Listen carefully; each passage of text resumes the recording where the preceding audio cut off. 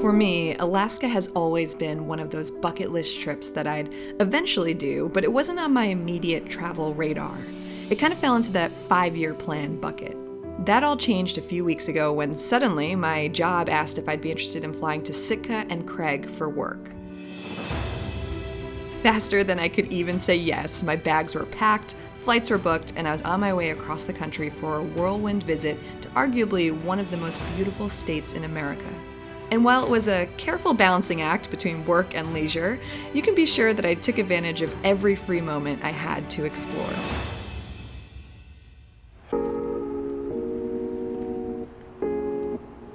Accessible only by air or sea, Sitka is located on the outer coast of Alaska's Inside Passage and is a city known for its rich native Tlingit culture and its historical ties to Russia. In fact, when Alaska was purchased by the United States from the Russians in 1867, Sitka played host to the official transfer ceremony as it became the first capital city of the state.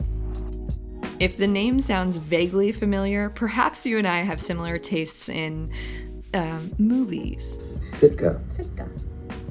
Or perhaps it's listed as a port of call on your upcoming cruise.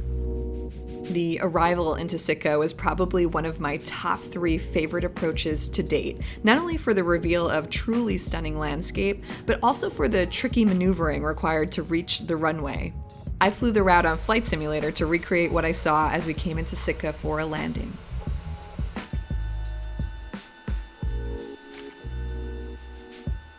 The airport was just as tiny as you'd imagine and a complete immersion into the Alaskan way of life.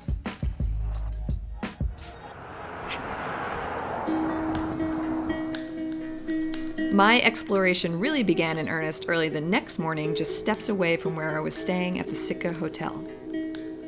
The sunrise fog and fresh air were accompanied by the screeches of bald eagles who were just everywhere. Here I was thinking I'd need to scout them out, but I spotted 5 or 6 within minutes of being outside. The nearby town center remained still in the early morning light, awaiting the first of the cruise ships to arrive. As you may already know, I love any opportunity to explore a location during off hours, and this sunrise was certainly no exception. I peered into quiet tourist shops and took in the distinctly Russian architecture. To my eye, there appear to be 2 major areas for cruise ships to dock and or tender. If you find yourself sailing into Sitka, you can't go wrong at either port, though the one does put you within walking distance of the town center. The other is a short drive away. In fact, every drive is a short drive when you're in Sitka. There are only 14 miles worth of roads.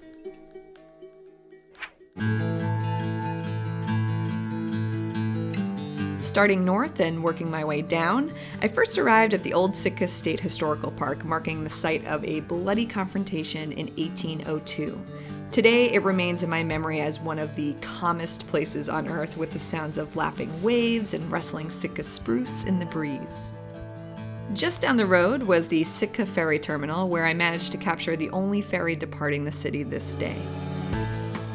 Though my preference is for the peaceful and quiet, you could find a much livelier shorefront destination at the Sitka Sound cruise port nearby. Today, I caught a glimpse of the Norwegian Bliss while catching a bite at the Halibut Point Crab and Chowder restaurant. I had a heavenly crab mac and cheese, which kicked off a 24-hour streak of trying as much local food as I could get my hands on. A few highlights for the foodies can mostly be found back in the town center and included scallops, calamari, and Alaskan crafted beer at Ludwig's Bistro, Russian potato and beef dumplings at Pielmini, and a butterboard and sesame soy salmon poke at Beak Restaurant. On a busy afternoon with visitors abuzz, you could sample a few reindeer products, which I felt was a bit gimmicky and not even local, and indulge in some fresh king crab. Just south of the main drag was the Sitka National Historical Park, where I got my first passport stamp for Alaska. The park preserves the site of a battle between invading Russian traders and the indigenous people, and it features a gorgeous coastal trail highlighting various totems from both the Tlingit and Haida groups. If you have the time, this is one place I'd highly recommend paying a visit to, not only for the historic and educational opportunity, but for a scenic stroll through a piece of the world's largest temperate rainforest, of which Sitka is wholly immersed in. If you're seeking a more adventurous and challenging course into nature, grab a can of bear spray and head down the street to the Verstovia Trailhead, a 4.5-mile out-and-back route climbing to nearly 3,500 feet in elevation. I dreamed about this hike for days leading up to this trip and was, of course, with my luck, met with the poorest of conditions. A colleague and I opted to try it out anyway, knowing we likely wouldn't see the panorama views we were after. It was an extremely rugged path with short scrambles, slippery rocks, and steep climbs. I had a blast feeling like I was in nature's obstacle course, but as we continued our ascent in the rain, we drove ourselves further and further into the clouds and eventually came to the agreement after 1 mile in that it would be best to just turn around if we wanted to avoid injury. What a bummer, but here's what we were supposed to see. I can't wait to get back here to experience it for myself. My final morning in town found me near the southernmost part of Sitka's road system at the Blue Lake Dam. Knowing nothing about this area, I was intrigued after seeing a tiny gravel road on the map and was curious to find out where it would take me. Whether it was the heavy sky suppressing the majestic greens below it, or the sound of waterfalls gushing in the distance, my journey alone down this winding road felt oddly whimsical. I arrived at a dead end and continued on foot for only about 30 feet before reaching the viewpoint.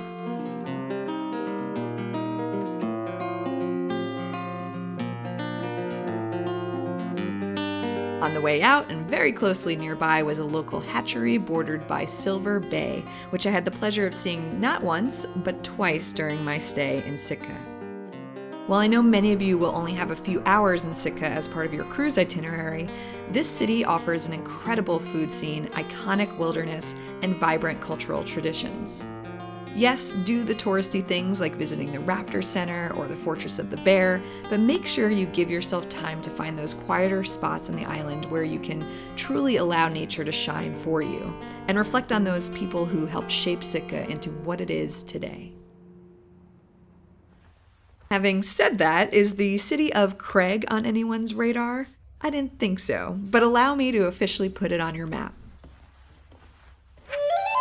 Craig, Alaska is located roughly 200 miles southwest of Sitka on Prince of Wales Island and is known as one of the great fishing communities in the state, proudly showing off a robust king salmon catch each season. It's also home to one of Alaska's worst unsolved mass murders, but that's about all I know of that story, so there's that. To get to Craig, I flew from Sitka to Ketchikan, rented a car from the airport and grabbed a small ferry across to my larger ferry, and then proceeded 3 hours from Ketchikan to Hollis, where I then drove 40 minutes across the island to Craig. If you're hoping for an authentic Alaskan experience, I think this weathered seaside community is about as rugged as it comes. Remote, rural, and putting up absolutely zero frills for tourists while genuinely living off the land and sea. This was the Alaska that I was hoping to explore. Admittedly, my time in Craig was filled with long work days, but there were certainly some memorable moments along the way, the first being the opportunity to sail on board a few local trolling boats run by both commercial fishermen and indigenous families. Sailing hours away from town, I really felt like I was experiencing untouched wilderness. I can't think of another time in my life where I truly felt like I was on the edge of the earth, in a sense that I was so far removed from the rest of civilization. Sea otters happily floated by while humpback whales played in the distance. The scenery seemed to inspire deep and meaningful conversations on deck, and I came away from it all with a renewed sense of purpose and drive. Nature is medicine. Back on land, I made it known to the locals that I hope to see a bear in the wild for the first time in my life and asked for suggestions on where I can make this happen. Mostly, people just laughed at me because the black bears on the island are apparently very prevalent, so it wouldn't be a hard goal to fulfill. With a few recommendations, I decided to drive inland to the Cable Creek Fish Pass, a locally known spot for salmon runs. Having passed not a single other person on the 25-minute drive, I arrived at the spot in the woods, and within 30 seconds, I was staring a mama bear right in the eye, which I am told is not what you are supposed to do. I'd like to say I played it cool, but my heart rate would beg to differ. Importantly, I kept a respectful distance, and Mama Bear and her cub retreated further into the forest and out of my view. God, my palms are still sweaty just thinking about this moment. 4 days in Craig flew by faster than I would have liked, but out of the 3 cities I visited on this trip, its impact on me will long outlast my time spent there.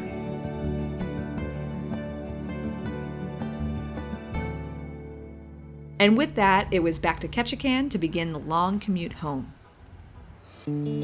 So technically, I was in Ketchikan twice on this trip, but each time was only for a few hours while passing through. But I did film a bit to give you a sense of the port in general.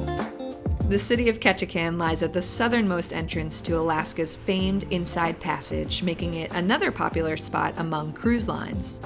The first day passing through Ketchikan was a dreary one, so we drove around town to get a feel for the community, which revealed a lovely downtown waterfront, complete with numerous shops and restaurants. Though the city itself has a storied history, today's vibe felt very catered to the visitor experience, with gift shop after gift shop at your disposal. We jumped out at Ketchikan Crab and Go to grab a quick clam chowder before heading over to the Ketchikan Creek to see the salmon ladder.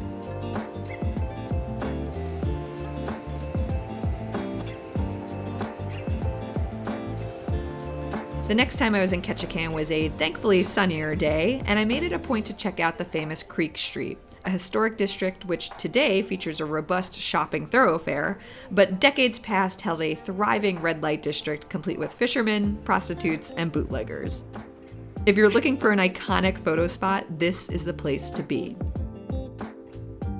Lunch this day was had at 108 Tap House, just a few blocks away, where I enjoyed a delicious burger and fries, officially wrapping up my time in Alaska. So there you have it, 3 Alaskan destinations in 1 week and many more to explore in the future. If you'd like, you can check out a complete map of this trip in the description of this video. Have you visited Sitka, Ketchikan, or Craig? I'd love to hear your thoughts. Until then, thanks as always for following along, and I'll see you all again next time.